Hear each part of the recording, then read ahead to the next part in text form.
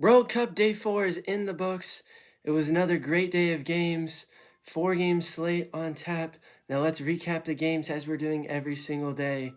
Starting off with the first game, which was a great one between Germany and Curacao. Curacao making their World Cup debut, the smallest ever nation to qualify for a World Cup, making their debut against the 4 time champion Germany. And this one looked interesting. Watching it, I was interested. Obviously, Germany were the heavy favorites, and everybody expected Germany to walk over them. But in the opening minutes, this was not a walkover for Germany.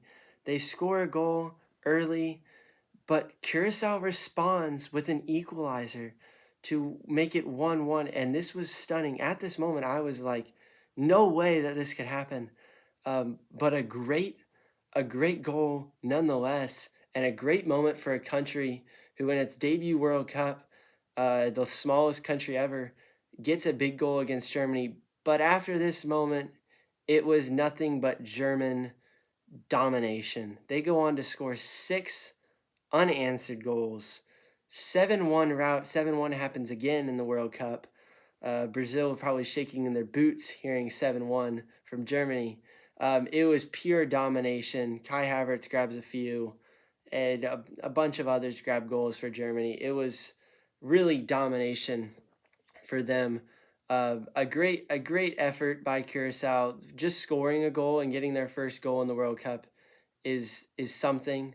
And you got to give credit there. They've got 2 bigger games coming up in the group stages, so they showed that they can have a chance.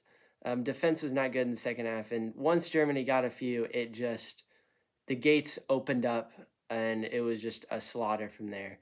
But good job, Germany. Germany got the points they needed. Not much to take away, to be honest, from Germany. I mean, they were cruising, but against a team like Curacao, they should be cruising. So really just status quo from them. Then we moved on to the next game, which was, in my opinion, the best game of the day. You can make an argument for the next game after this. The Netherlands taking on Japan. This is a big matchup. Netherlands in the quarterfinals last year, losing on penalties to the eventual champion Argentina, 2-time runner-up. They come in, Virgil van Dijk, they've got players, a great team in the in the UEFA. And then you've got Japan, who is an underrated team in this group. Made it to the knockouts last year, getting out of the group of death with Germany and them, and they made it. I made it a game. It was a first half that just kind of went back and forth. Both teams had chances, but never was able to break through either team. And then in the second half, the floodgates opened, and this was an offensive onslaught. It's Virgil van Dijk who gets the Dutch on the board with a beautiful header off a nice cross into the box, and he just guides it right in, kisses off the inside of the post for a great goal. And then it's Japan who are shockingly respond right away with a phenomenal goal to make it 1-1. And at this point, the game's wide open. Both teams are swinging, chances everywhere. It's Somerville who slots home a perfect ball, just beautifully placed. Again, right touches, kisses the inside of the post, and goes in to make it 2-1 and give the Netherlands the lead. And they feel like they've got 3 points locked up with 15 minutes to go. It looks like they're going to be taking it home.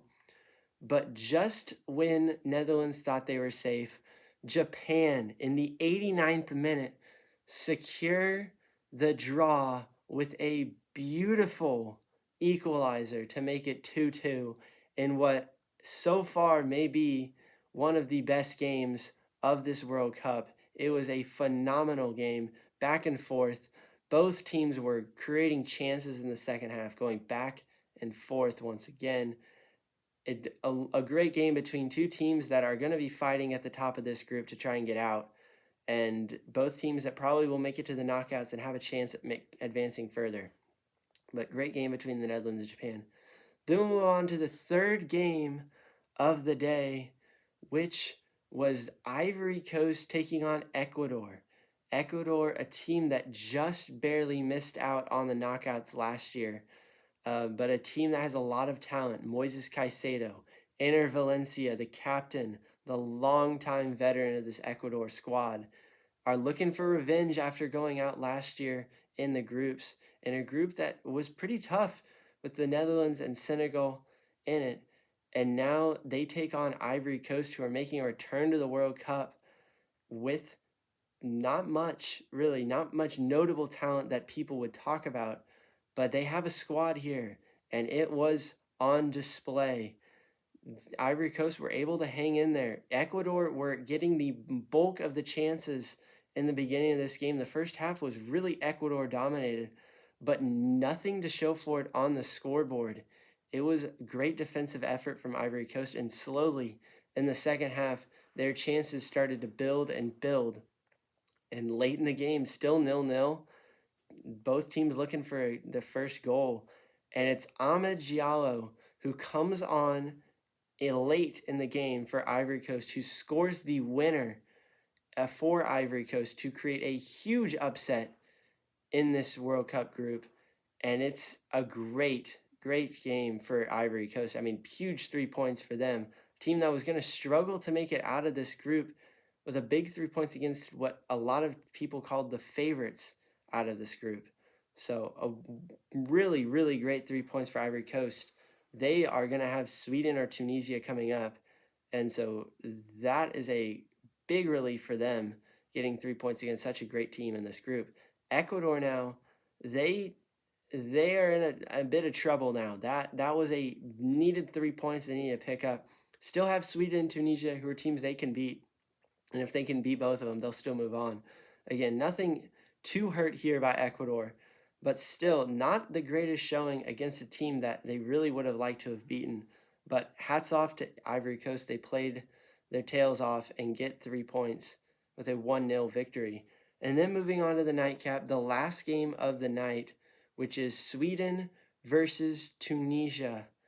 And oh boy, was this one all Sweden.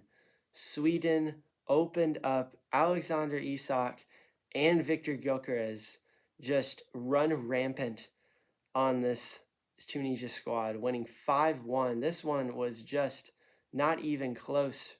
It was a massive blowout. Sweden, it was never really close. Tunisia just felt overmatched from the first minute of this game. 7 minutes in, it's Isak. 30 minutes in, it's Gyökeres, and then it just felt out of reach. Tunisia pulled one back before half, but 3 goals in the second half by the Swedes just felt this one was out of reach.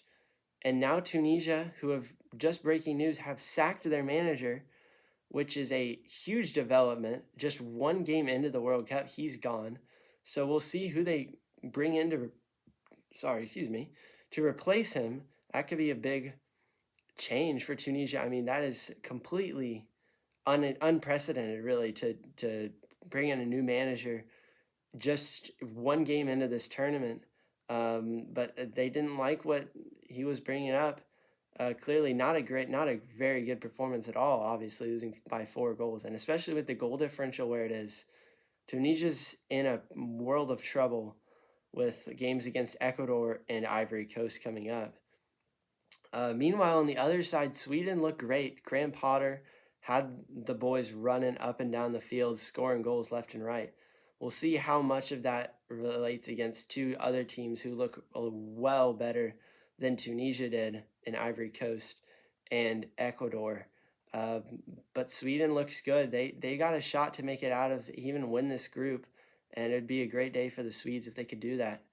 But yeah, a 5-1 victory for Sweden, got a huge 3 points, and that capped off another great day of day 4 of the World Cup. Day 5 is looking good. We just saw Spain and Cape Verde. That was a great game. We'll talk about that tomorrow. Also, Belgium, Japan taking on some other great games on today. We'll be recapping that all tomorrow for day 5 of the World Cup. See you then.